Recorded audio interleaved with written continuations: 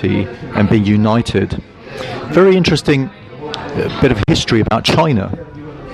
So China is, as we know, an enormous country, and the history of it over the centuries, over the millennia, has been one of a desperate and a focused aim to keep an identity. So to China, identity is everything.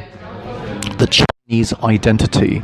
I think it was the Huan province or something, and then from there, it's always been that case. And everything in policy and government is to maintain its identity and integrity. And people relate to that in China. And in fact, it's actually quite democratic. People view the state, because the state is motherly.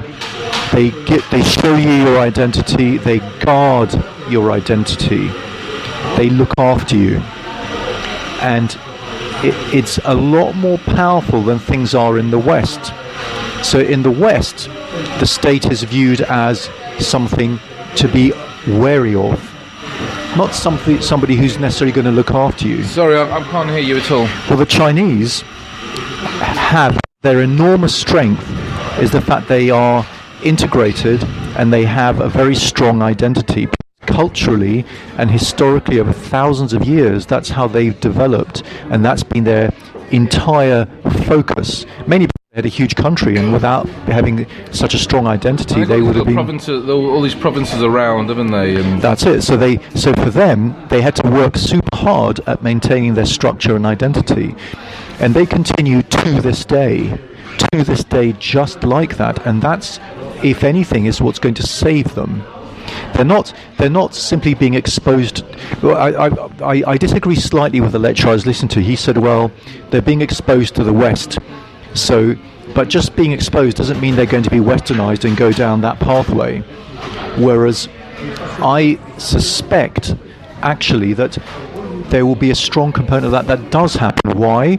Because materialism makes people extremely selfish and self-focused and not necessarily easily led by a cultural identity. So we'll have to wait and see what happens there. And we've already seen, for instance, in China, where the government has been trying to centralize everything and bring everyone out of the provinces into the cities to work. Then what's happened is people don't like that, because they don't like working in sweatshops, so they move back into the countries. That's right, they have done, yeah. So they leave not entire cities, but 90% of a city uninhabited. And so now China, to maintain its income and profitability, is having to go to Africa, having to go to Vietnam. They're using these states as their own sweatshops, because the Chinese standard of living has raised, so they're now also too expensive to employ to maintain that profit margin. So I mean, you've got companies like, I think it was Nike, for example, have moved to Vietnam, actually. It's cheaper than in China, and several other companies have gone.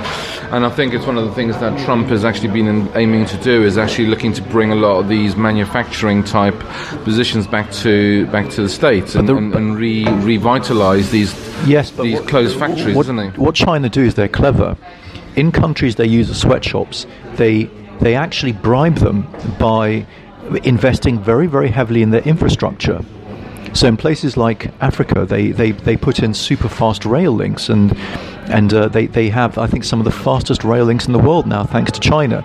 But they only do this conditional on them cooperating economically and financially with China. Well, they're doing that all over the place. I mean, the level of the amount of property they've been buying in the UK, for example, is extortionate. Well, even in Greece, Greece sold its main port to China. So Piraeus, the main port of Greece, and bearing in mind that Greece is a shipping nation, that's what they're known for, they sold their main port. But if you talk to a Greek person, they'll say, well, they run it better than we did, is what they say. Well, yeah, they do have a level of efficiency, but also, I mean, they've invested a lot in Venezuela and places like that. So Venezuela, obviously, because of the economy now, there's a lot more risk in there, but they've probably got a better price. But ultimately, they'll actually control the oil, which is probably got the largest oil reserves in the world, isn't it? because they're taking advantage of the corruption that is actually happening over there, and all the people who are starving. And the thing is, hungry people will always be very motivated to actually work with very little, because the instinct of survival will actually come in to be able to do that.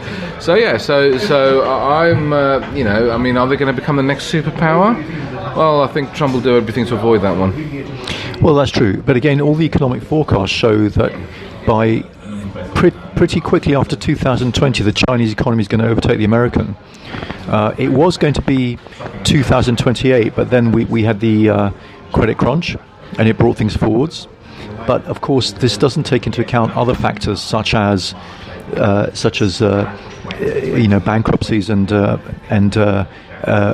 bank deficiencies in China itself. Yeah, but you know also what though? I mean, and this is where you got to be very careful when you start playing a very unethical game. You're going to get caught out pretty soon. And China have been playing a very unethical way of doing business by investing in shell companies in the States and things like that.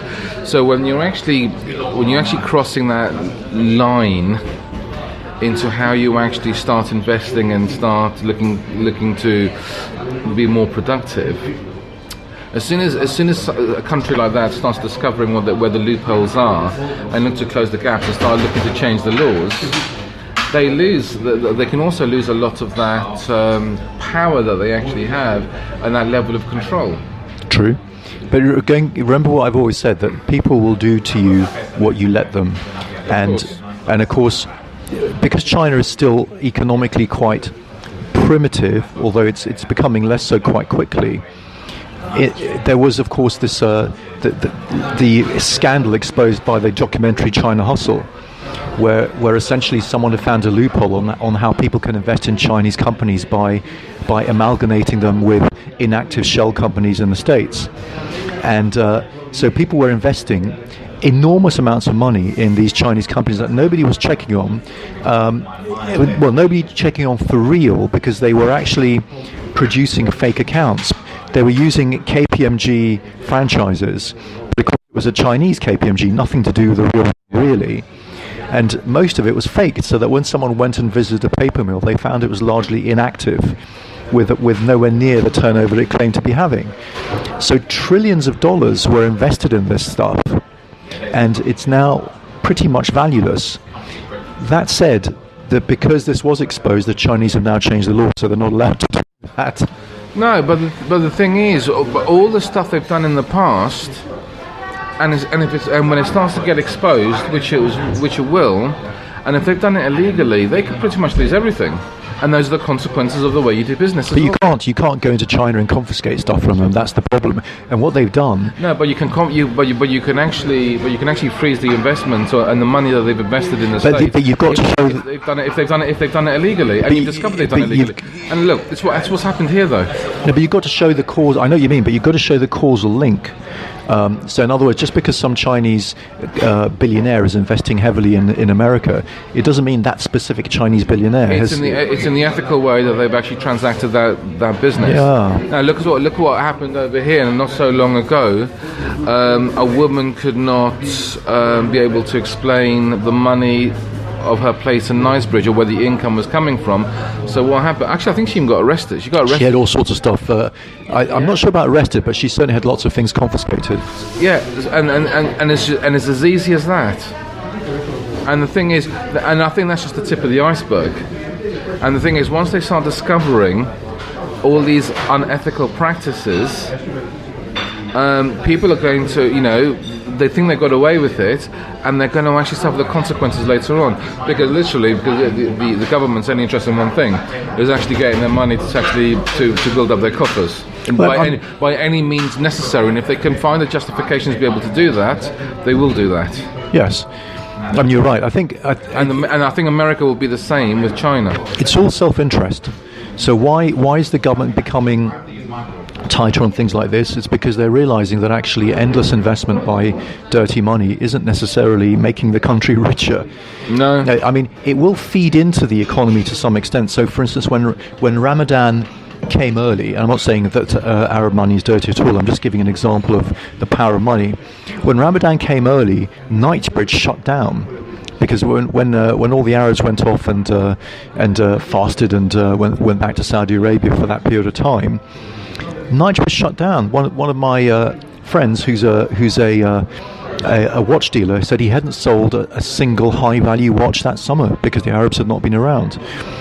Therefore, the power of money in keeping the central economy going has been rather underestimated. And I think what's been happening now is when they've realised that actually large amounts of central London are unoccupied because the properties are kept as investments, then and because of that, the councils are not getting their council tax because, of course, it's the individual who pays rather than the property. Things are, and also social structures fall down because there's nobody living there. Then people are beginning to have a problem. Well, there you go. So anyway, let's change the subject. So what was all this kerfuffle over Gatwick and the drone and things like this? Because I've been out of circulation the last couple of days, but I have done a little bit of reading up on it. And the thing is, so many flights are affected by this one single drone. I thought there was more than one. Well, this one drone or industrial drone has come over. Obviously, there could be a bomb attached to it or a chemical weapon. We don't know. So the decision was made, as drastic as it was, to be able to shut down Gatwick, obviously, because we didn't know. So there's another level of security and police investment, or even military investment, that is going to have to go into this. This is another way of life for people to take advantage, for terrorism or whatever to take advantage of. But I don't think they fully know the whole story, don't they? No, we do. I mean, I think the key thing is that, again, that the difficulty about vastly politically correct societies is that it takes them ages to actually decide to do something.